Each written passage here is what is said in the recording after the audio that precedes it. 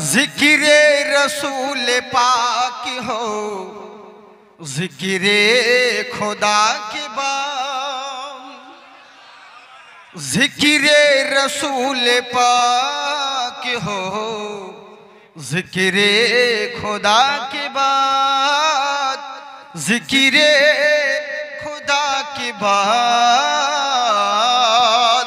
हाथ उठाकर बोलो अल्लाहु अकबर। जिक्रे रसूल पाक हो जिक्रे खुदा के बाद, जिक्रे खुदा के बाद। और एक मर्तबा झूम कर हाथ उठाकर बोलो या रसूल अल्लाह। जिक्रे रसूल पाक हो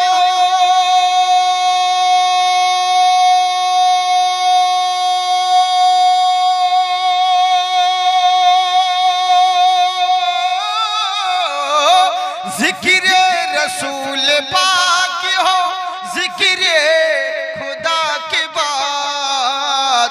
हो बात अंबिया के, हो बात अंबिया के, मेरे मुस्तफा के बाद, मेरे मुस्तफा के बाद।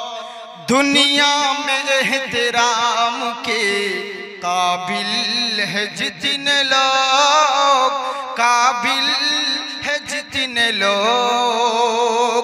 दुनिया में एहतराम के काबिल है जितने लोग, काबिल है जितने लोग।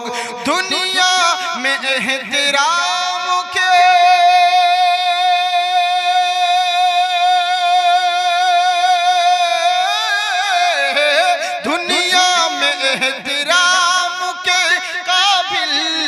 जितने लोग। हम सबको मानते हैं, हम सबको मानते हैं, मगर मुस्तफा के बाद, मेरे मुस्तफा के बाद। अल्लाहु अकबर माशाअल्लाह या रसूल अल्लाह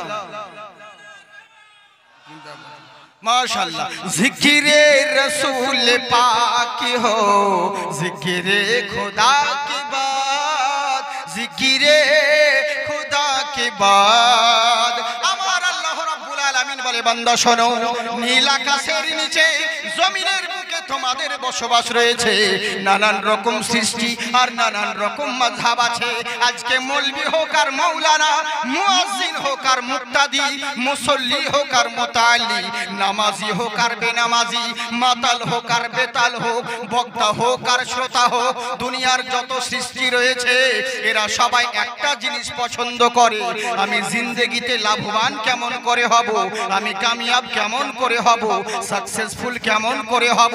এরই জন্য সারা জিন্দেগি দৌড়ে বেড়াই, ঘর পরিবার ছেড়ে বাইরে বিদেশে ভ্রমণ করে।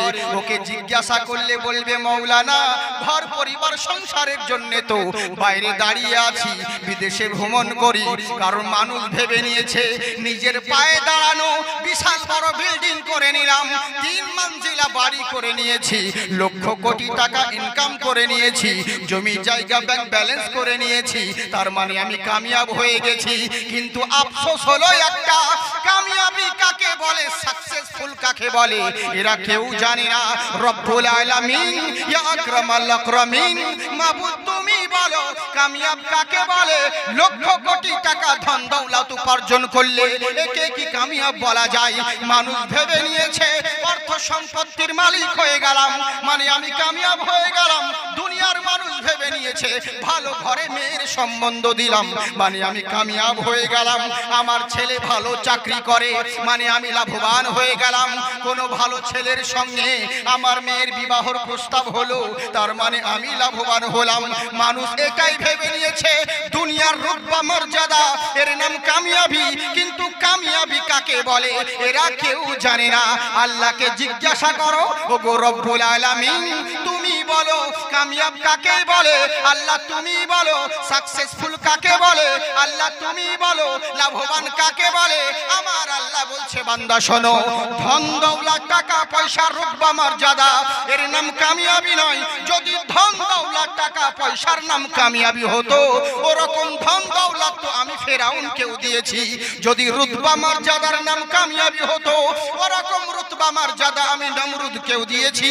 অর্থ সম্পত্তির মালিকের নাম যদি কামিয়াবি হতো, অর্থ সম্পত্তি আমি সাদ্দাতকেও দিয়েছি। তার মানে বোঝা গেল যেই জিনিস কাফেরের কাছে থাকে এবং মুমিনের কাছে থাকে ওর নাম কামিয়াবি নয়। আসল কামিয়াব হলো কারা? আল্লাহ তুমি বলো। তখন আমার আল্লাহ পাক বলে বান্দা শোনো, কামিয়াবি কাকে বলে?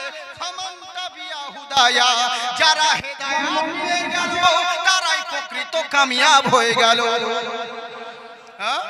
যারা লাভবান হয়ে গেল, হেদায়েত যারা পেল তারাই লাভবান হয়ে গেল। আমার কথা বুঝতে পারছেন? অনেক ভালো। বক্তব্য স্টার্ট করিনি, এখনো বক্তব্য স্টার্ট হয়নি। আমি একটা কথা 100 রকম ভাবে বলতে পারি। সুন্দর দাদা, বহুত আচ্ছা। হ্যাঁ মাশাআল্লাহ, শুকরিয়া। ভালো করে শুনুন, এখনো বক্তব্য স্টার্ট করিনি, বুঝলেন তো? এগুলো টেলার চলছে, স্পিডে বললে অসুবিধা হচ্ছে আপনাদের বুঝতে।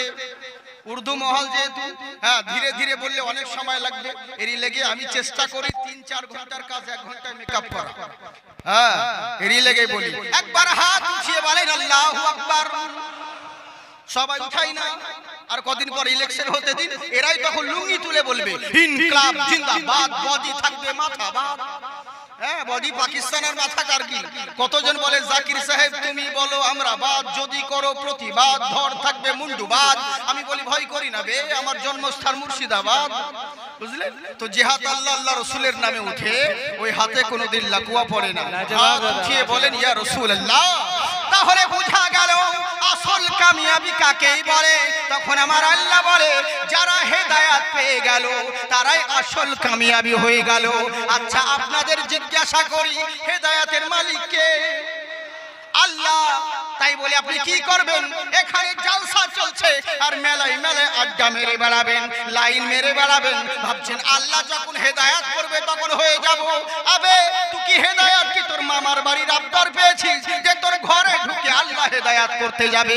আবে তোর মতন বান্দা এলেই বাকি, না এলেই বাকি, এতে আল্লাহর কোনো যায় আসে না। এলে তোর ভালাই হবে, না এলে তোর খারাপই হবে। কিন্তু আল্লাহ অপশন দিয়েছে, শোনো হেদায়েতের মালিক হলাম আমি আল্লাহ। কিন্তু এটা জেনে রাখো আমার জরুরি নয় কাউকে জোর করে হেদায়েত করতে হবে। কোন বান্দা বান্দি যদি হেদায়েতের উদ্দেশ্যে আমার দিকে এক ধাপ এগিয়ে আসে, তার দিকে আমার কুদরত 10 ধাপ এগিয়ে যাবে। কিন্তু তোমাকে আসতে তো হবে। মেলায় মেলায় ঘুরে বেড়াচ্ছে, শালা হাতে নাম্বার লিখে ঘুরে বেড়াচ্ছে গো ছেলেরা। হ্যাঁ হাতে নাম্বার লিখে ছেলে মেয়েরা নিয়ে দৌড়ে আছে। এটাই যে সুযোগ, সারা রাত্রি বাড়ি না গেলে তো কেউ কিছু বলবে না। এখন চালাও জলসার নাম করে, দিওয়ান সাহেব বাবা সব দেখছে, এটা জেনে রাখিও। হ্যাঁ আল্লাহর দেওয়া তৌফিকে সব বলতে পারে, ওনারা রওশন জামির হন, আপনার অন্তরের খবর বলতে পারে। কি রে ভাই একটু সাইডে হয়ে যাবে, মাইকরা ওঠায় না। হ্যাঁ তো এরই লেগে বলছি শোনা, এখনো সুযোগ আছে, তোমরা হিদায়াত হও। আর কদিন করবে? এই যে রমজান মাস, হ্যাঁ অনেক মুসলমান যুবক যুবতীদেরকে দেখা যায় রমজান এলে পরে এদের বেতাল বাঁধে। কি করব? আল্লাহ আমাদের সকলকে হেদায়েত করুক, বলুন আল্লাহুম্মা আমিন। তো হেদায়েত এবার কোথায় পাওয়া যাবে? আজকে হেদায়েতের উদ্দেশ্যে এই মাহফিলে এসেছি। হেদায়েতের উদ্দেশ্যে আমরা এই মাহফিলে এসেছি কিসের জন্য?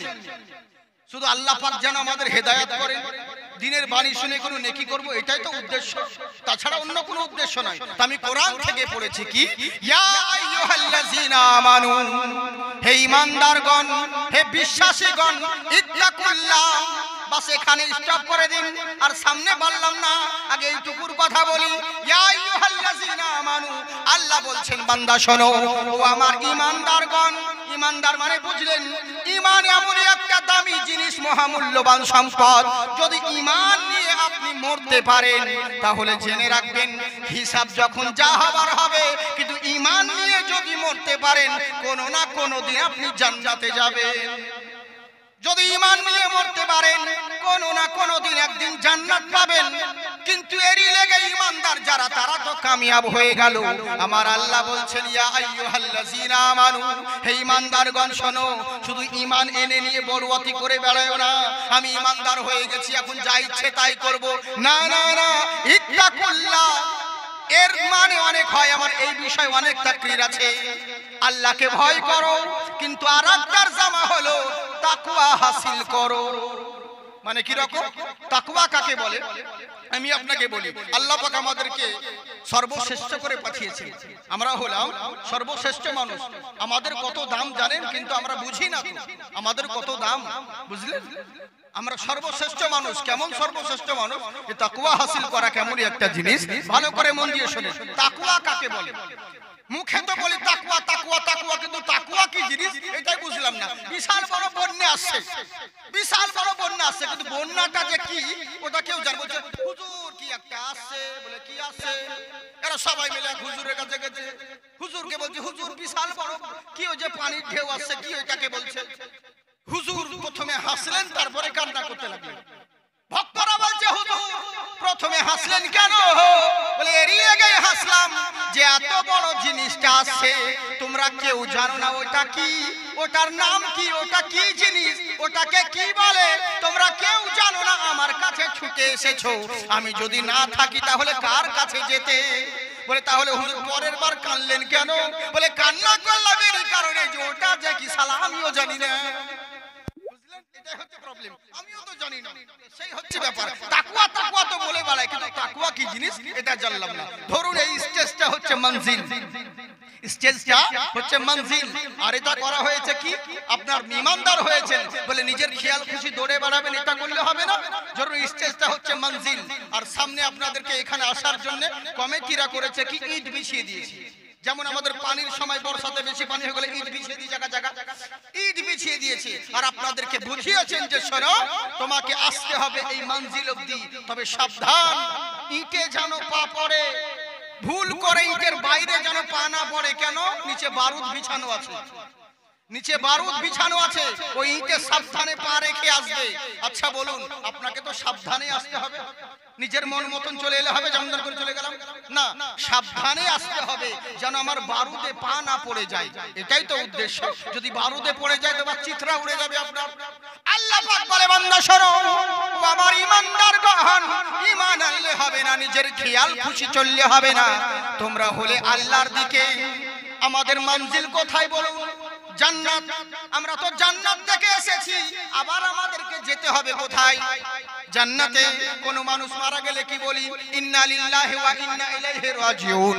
আমরা আল্লাহর কাছ থেকে এসেছি, আবার আল্লাহর কাছে আবার হাজিরি দিতে হবে, আল্লাহর কাছেই জমা হতে হবে।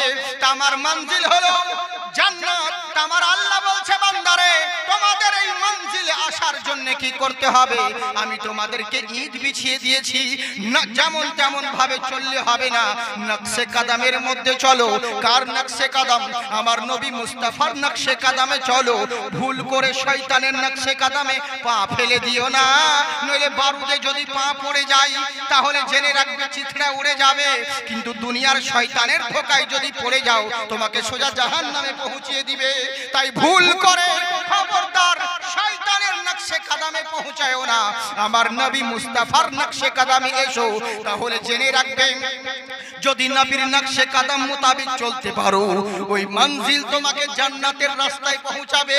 কারণ আল্লাহ পাক আরেক জায়গায় বলেন ওয়াসারিউ ফিল আরদ, তোমরা দৌড়াও, যত খুশি তত মিলে দৌড়াও। ওগো রব্বুল আলামিন তুমি যে দৌড়াতে বললে, কিন্তু কোথায় দৌড়াবো?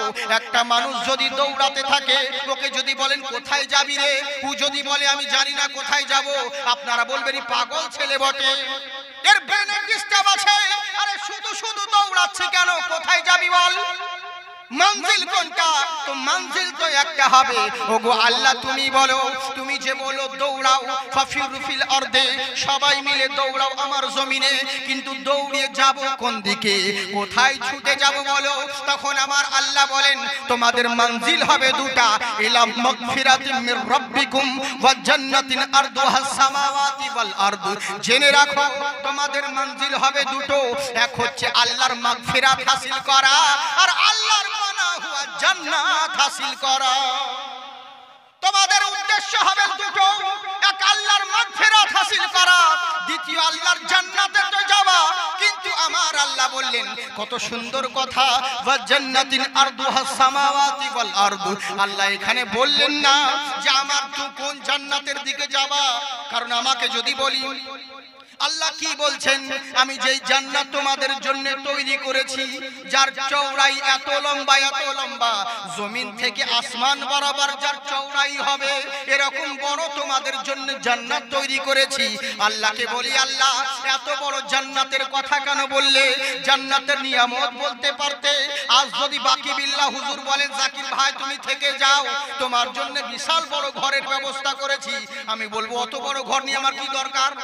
যদি হুজুর আমাকে বলেন তোমার জন্য বিশাল বড় এসি রুম করেছি, হাতের কাছে সমস্ত কিছু লাইটের ব্যবস্থা আছে, এয়ার কন্ডিশন রুম 5 স্টারের মতন 7 স্টারের মতো রুম তৈরি করেছি, তখন না হলে বুঝবো যে হ্যাঁ নিশ্চয়ই একটু থাকলে ভালো হয়। কিন্তু এত বড় জায়গা নিয়ে আমার কি লাভ হবে? তাই আল্লাহকে বলি, আল্লাহ তুমি তো নিয়ামতের প্রশংসা করতে পারতে, আমার জান্নাতে যা চাইবে সেটাই চলে আসবে, মনে মনে যেটাই চাইবে সেটাই তোমার কাছে হাজির হয়ে যাবে। জান্নাতে দুধের নহর বইবে, অন্য জায়গায় তাজকিরা করেছো, কিন্তু এই জায়গায় কেন তোমার জিকির করলে না? এখানে শুধু বলে দিলে এত বড় জান্নাত যার চওড়াই হবে জমিন থেকে আসমান বরাবর। আল্লাহ যে এই কথা বললেন এর মধ্যেও হিকমত আছে। আজকে মমতা যদি 50,000 বলে, 50,000 সিট খালি আছে, সবাই তোমরা পরীক্ষা দাও, চাকরি পাবে, 50,000 সিট খালি রয়েছে। আজকে বলুন তো দেখি, 1 লক্ষ লোকে ইন্টারভিউ দিবে না? 1 লাখ লোকে ইন্টারভিউ দিল, কিন্তু 1 লক্ষ লোকে ইন্টারভিউ দিল, সবাই ভালো লিখলো, সবাই সঠিক অ্যানসার দিল, কিন্তু সবাই কি চাকরি পাবে? পাবে না।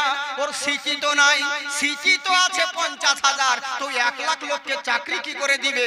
এরই লেগে যতই ভালো লিখো আর যতই সুন্দর অ্যানসার দাও, তোমার জন্য 50,000 খারিজ করা হবে, মাত্র 50,000 কে চাকরি দেওয়া হবে। তাই আমার আল্লাহ বোঝাতে চাইলেন, বান্দা শোনো, আমি তোমাদেরকে বলে দিলাম আমার এত বড় জান্নাত, তোমরা দৌড়াও যত পারবা ছোট, কিন্তু আল্লাহ বোঝালেন এর মধ্যে হিকমত আছে। আমার আল্লাহ বোঝাতে চাইলেন, বান্দা শোনো, তোমরা একে অপরে দৌড়াও, এটা ভেবে নিও না যে মৌলবি চলে গেলে হয়তো আমি জান্নাত পাবো না, পীর সাহেব চলে গেলে হয়তো আমি জান্নাত পাবো না, এই ধারণা মনে আনিও না।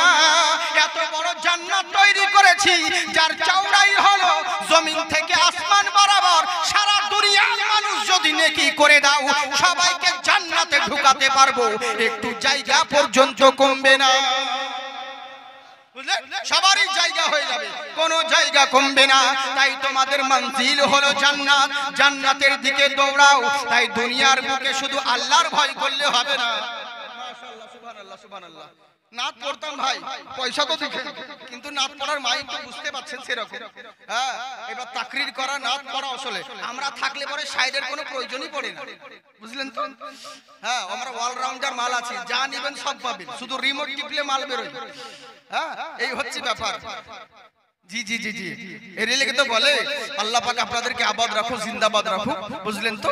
কোন কবি বলে হ্যাঁ, কে মাংনে কা তরিকা না দেখো, এ না पूछो ये तो देखो कि क्या मांगते हैं, मांगने का तरीका ना देखो,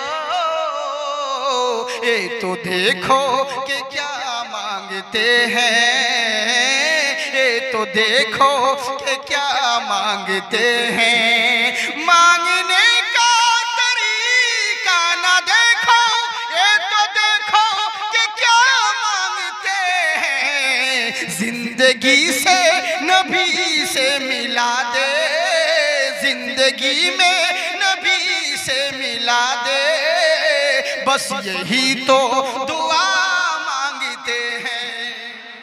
সবাই বলুন আল্লাহুম্মা আমিন। তাই আমার আল্লাহ পাক বলে, বান্দা শোনো, এই ঈমানদারগণ, ইত্তাকুল্লাহ, আল্লাহকে ভয় করো এবং তাকওয়া হাসিল করো। তোমাদের সম্মান বাড়িয়েছি এই পবিত্র রমজান মাসে। আবার আসবেন, হ্যাঁ, যতবার আসবেন মহব্বত বাড়বে। সুবহানাল্লাহ। ঘন ঘন জি জি জি, আল্লাহ আপনাদেরকে অবাক রাখুন।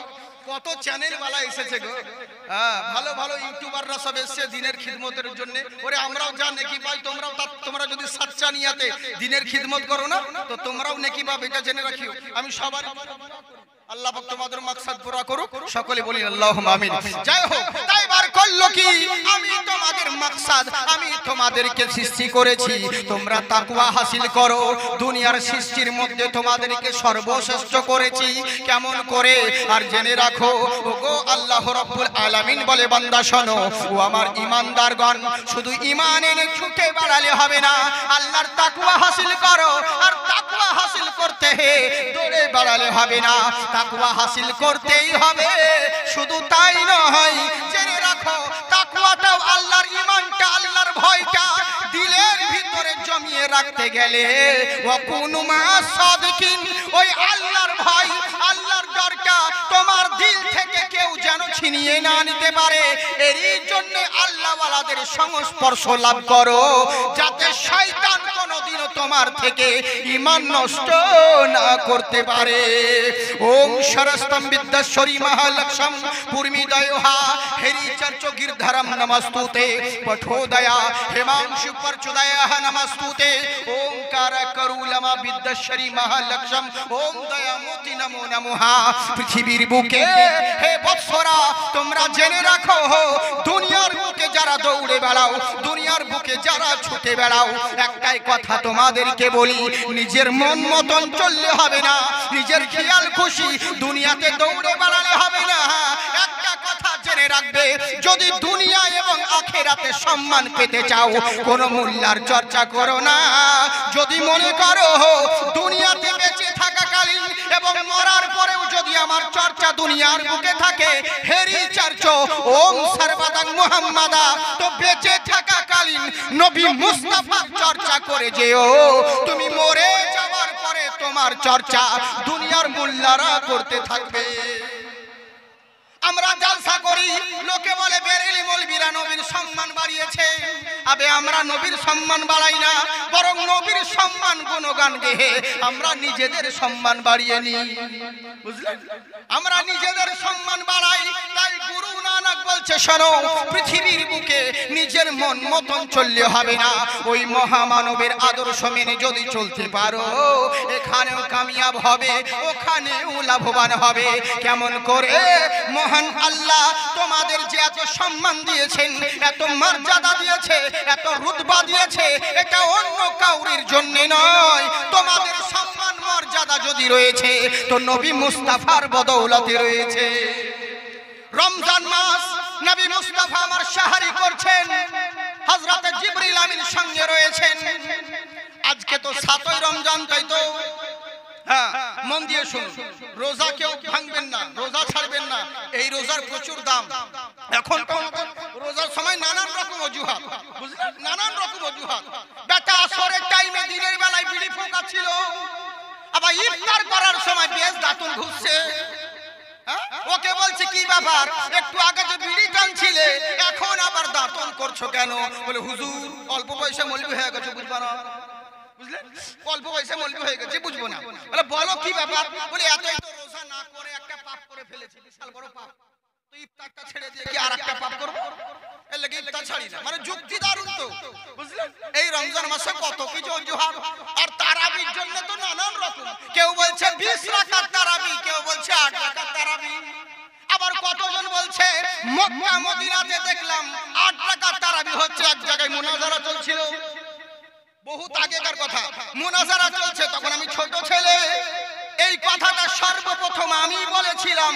সবাই মুনাজারা চলছে, আর ওই সময় বলছে আমাদের মুফতি সাহেবরা রয়েছেন, মুর্শিদাবাদের বড় বড় আলিমগণ, উনারা আছেন, আর মুনাজারা চলছে। তখন পাশে ওয়াহাবিদের মধ্যে উঠে বলছে সৌদি আরবে 8 রাকাত তারাবি হয়। আমি একবার নয় 5 বার হজ করেছি, মানে 5 বার কার হাজি। তখন এবার লোকে বলছে কথা তো ঠিকই, হাজি সাহেব যখন বলছে মক্কাতে 8 রাকাত তারাবি হচ্ছে, তার মানে ঠিকই বলছে। তখন আমাদের মুফতি সাহেবরা দলিল দেখাচ্ছে, দেখো হাদিস শরীফে এটা রয়েছেন, হ্যাঁ, উমর ফারুক থেকে দলিল আছে, ওসমান গনি থেকে দলিল আছে, হ্যাঁ, 20 রাকাত তারাবি, মানে ইনারা দলিল দিচ্ছে, কিন্তু আসল জায়গায় কেউ ধ্যান দেয়নি। কি বলেন তো? ও বেটা হাদিস সাহেব গ্রামের ওয়াহাবিরা বলছে সৌদি আরবে 8 রাকাত আমি 5 বার হজ করেছি। তখন আমি বলেছিলাম আবে গাধা, এত বড় মিথ্যে কথা কেন? তারাবি কখন হয়? তারাবি তো কুরবানি রোজার সময় হয়। আবে তুই তো হজ করেছি কুরবানির সময়, তুই তারাবি পেলি কোথায়? তুই তারাবি পেলি কোথায়? হজ তো করেছি কুরবানির সময়, আর তারাবি তো হয় রমজান মাসে। তো বুঝলেন, মানে শুনে শুনে বলি সৌদি আরবে আরবি হবে, তোর বাপের ঘরে হবে, বুঝলেন? এই তো হচ্ছে আমাদের অবস্থা। কি বলবো দুঃখের কথা, মা বোনেরা এখানে আছে নাকি? আজকে মা বোনদের সম্পর্কে কিছু বললাম না, আজকে দিন ছেড়ে দিলাম। নইলে মেয়েদের সম্পর্কে আমার অনেক ওয়াজ আছে, দেখবেন জাকির হোসেন চতুর্বেদী লিখবেন, কত মাল আসবে খালি হাজার হাজার। হ্যাঁ, যা শুনবেন সব পাবেন। এ তো শুধু বক্তব্যর মানে বস্তার মুখ খোলা হচ্ছে, আজকে তো আর মাল বের হবে না, বুঝতে তো পারছেন। বড় বড় শায়েররা এসে, নদীম রাজা ফৈজি, হাম্মদ রাজা সাহেব, আরো সব আমার শাহিদুল রাজা সাহেব, আরো কত নজিবুল সাহেব, ভালো ভালো সাহাব আসছে, বুঝলেন? ইনশাআল্লাহ আমি এখন আর কাবাব হতে চাই না, ছেড়ে দিব না, বন্ধ করবো। বলুন আগে বাড়াবো? কতক্ষণ বলবো? 2 ঘন্টা সকাল অবধি। বাপের মাল তো। জি জি জি, হ্যাঁ, সারা যখন খুশি। অত সহজ নয়, বেশি বিরক্ত করবেন আপনাদেরকে, আপনারা ভালো মানুষ। হ্যাঁ, আল্লাহ আপনাদেরকে আবাদ রাখুক। এরই জন্য তো বলি ইয়া আলী ইয়া আলী। আমার সাথে সাথেও বলেন আলী আলী ইয়া আলী আলী আলী আলী ইয়া আলী আলী। मैं क्या बताऊं तुमको कि क्या अली का है, काबा अली का, गुंबद खजरा अली का है। जोर से हाथ उठाकर बोलो या रसूल अल्लाह। मैं क्या बताऊं तुमको कि क्या अली का है, काबा अली का, गुंबद खजरा अली का है। मैं क्या बताऊं तुमको कि क्या अली का है, काबा अली का, गुंबद खजरा अली का है। भारत की सरजमी मुअत्तर है इसलिए,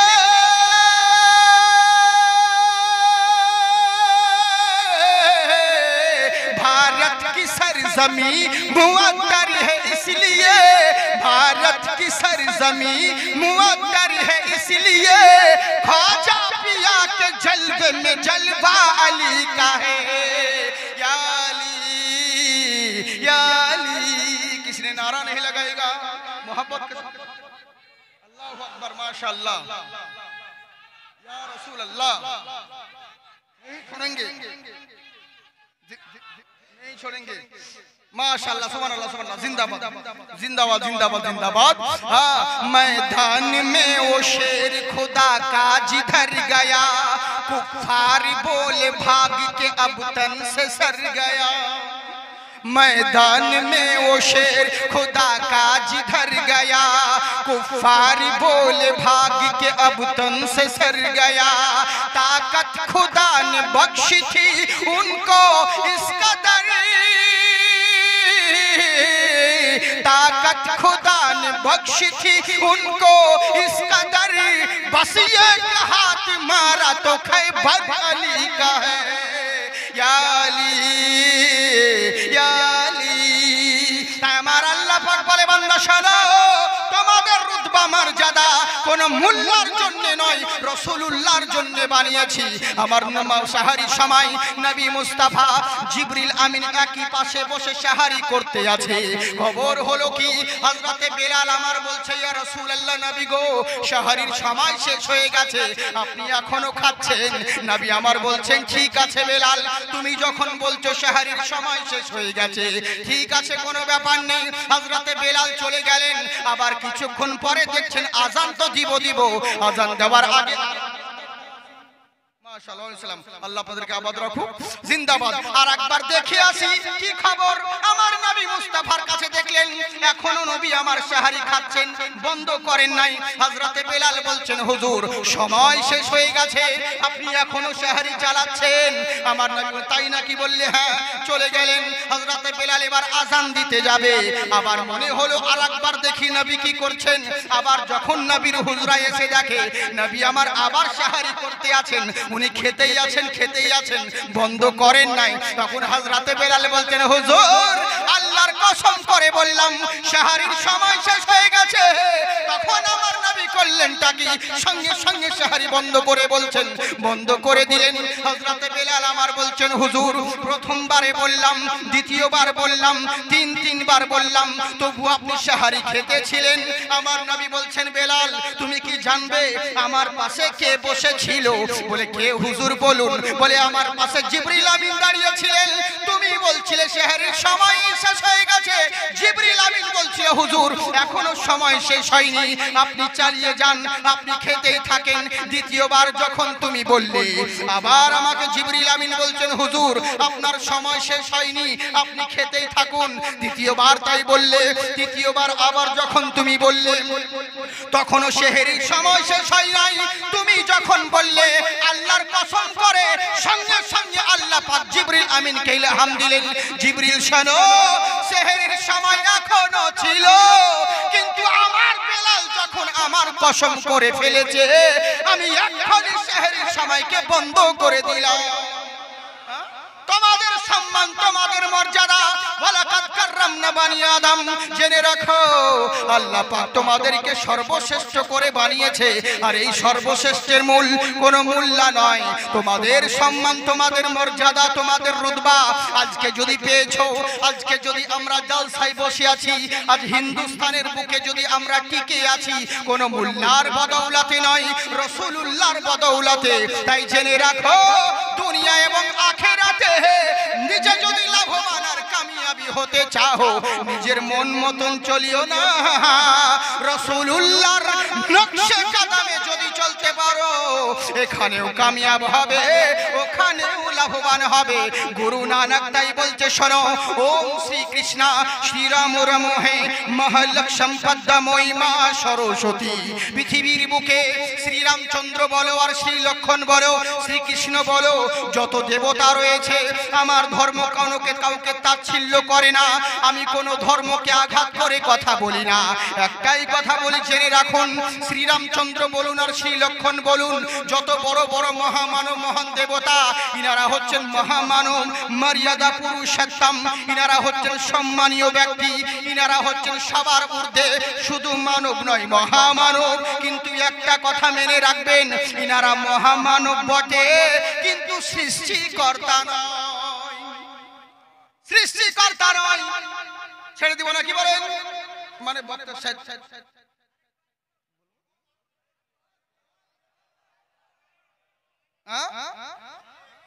বলবো বাবা সুবহানাল্লাহ, আপনারা খুব ভালো গো। যারা যারা শুনবেন না হাত উঠান। হ্যাঁ, ওই দু একজন, একে বলে তালকানা।